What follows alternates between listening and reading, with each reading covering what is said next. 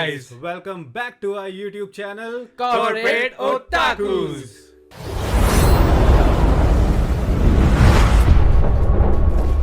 Hello folks, gather round for the epic tales of Animax.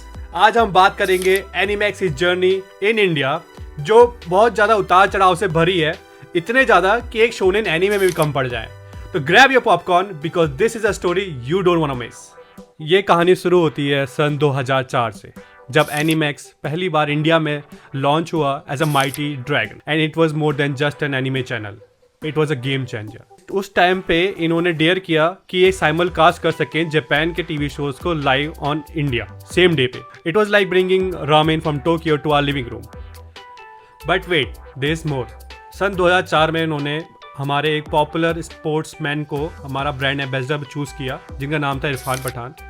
तो उस हिसाब से वो बच्चों से भी कनेक्ट कर पाए और एडल्ट से भी कनेक्ट कर पाए. तो ये डिस्क्राइब करता है कि जो एनीमैक्स इंडिया में जब लॉन्च हुआ था तो वो सिर्फ बच्चों के लिए नहीं था, it was for everyone. But hold on to your ninja headbands because Animax decided to do a genjutsu. India में पहले कार्टून नेटवर्क था जो छोटे बच्चों को केटर करता था. जैसे ही Animax की एंट्री हुई इंडिया में, उसने बड़े अडल्ट्स को भी अपना टारगेट बनाया. It's like turning Pikachu into a Raichu. And speaking of shock, get ready for some live action content. क्या आपको पता है एनीमैक्स बस एनिमे दिखाने से सेटिस्फाई नहीं था, उन्होंने लाइव एक्शन कंटेंट दिखाना भी शुरू कर दिया था. स्पाइडरमैन 2 और कुंग फू हसल जैसी मूवीज भी एनीमैक्स पर एयर होने लग गई थी. ये तो वैसी ही बात हुई जैसे गोकू हमारे लिविंग रूम में लड़ रहा हो. पर ऐसा नहीं था कि उनका फोकस बस मूवीज पर आ गया था. They were still airing some classic anime like full metal alchemy, captain Tsubasa and Inazuma 11. 2008 में एनिमे साउथ ईस्ट एशिया और एनिमे एशिया ने एक साथ फोर्सेस ज्वाइन करे, जहाँ पे हमें एस्ट्रो बॉय जैसे शोज भी इंडिया में देखने को मिले.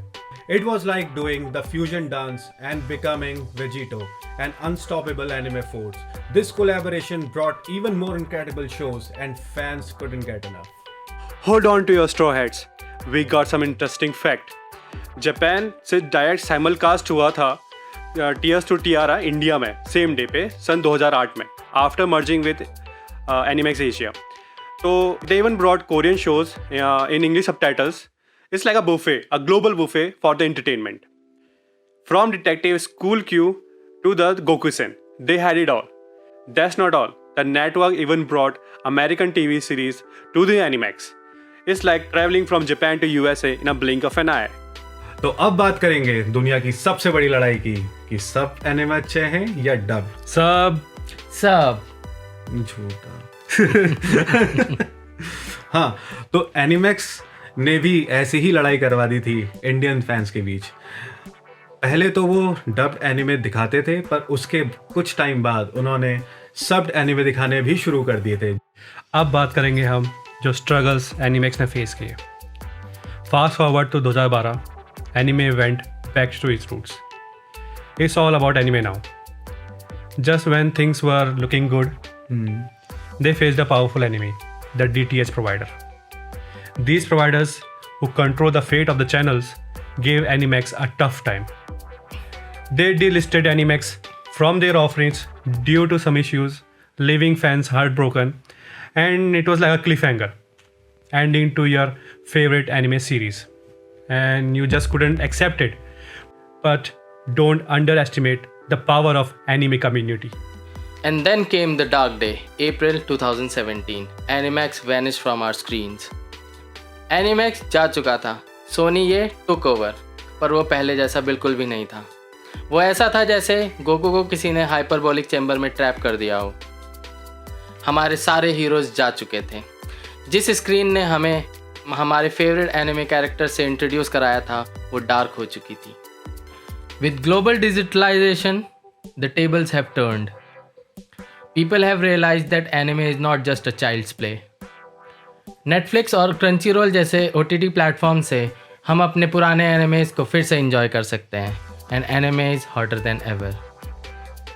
हालांकि Netflix और Crunchyroll ने हमें अपने फेवरेट एनिमे से फिर से तो मिलवा दिया था, पर इंडिया में फिर भी एक ऐसे चैनल की कमी थी जो एक एनिमे को डेडिकेटेड हो. Internet sensor unite. नेटफ्लिक्स और क्रंची रोल के होने के बावजूद भी हमारे इंडिया में एक ऐसे चैनल की कमी थी जो एनिमे को डेडिकेटेड हो। फैंस ऑनलाइन एनिमे देख तो रहे थे, पर फिर भी एक कमी महसूस होती थी कि यार काश टीवी पर भी कुछ एनिमे देखने को मिल जाता। Social media was ablaze with hashtags like Bring Back Animax, Anime Power and Anime Forever. Fans अपने फेवरेट मोमेंट शेयर करते थे एनिमैक्स के सोशल मीडिया पर। It was like a massive spirit of nostalgia and determination.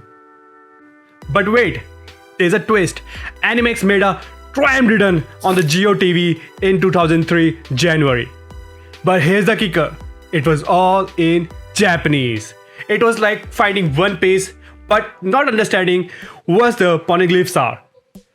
The initial launch was considered a test phase, only airing in Japanese anime, the Japanese language anime. In 2023 June, Animax returned on Prime Video like an ultimate power-up. It was if the channel had harnessed the power of thousands of Kamehamehas. With a fresh new audience and a digital platform, the adventure continues. The story of Animax is far from over. It's a reminder. जब fans मिल जाते हैं, they can move a mountain. Or in this case, bring back their favorite anime channel. It's like having all you can eat a buffet of anime. The adventure is far from over. All right anime fam, हमें बहुत अच्छा लगा आपके साथ Animax की journey share करके, और आप भी नीचे कमेंट सेक्शन में हमें अपनी एनिमैक्स की जर्नी बताइए। Until next time, stay awesome, stay animated, and let's make this anime journey unforgettable.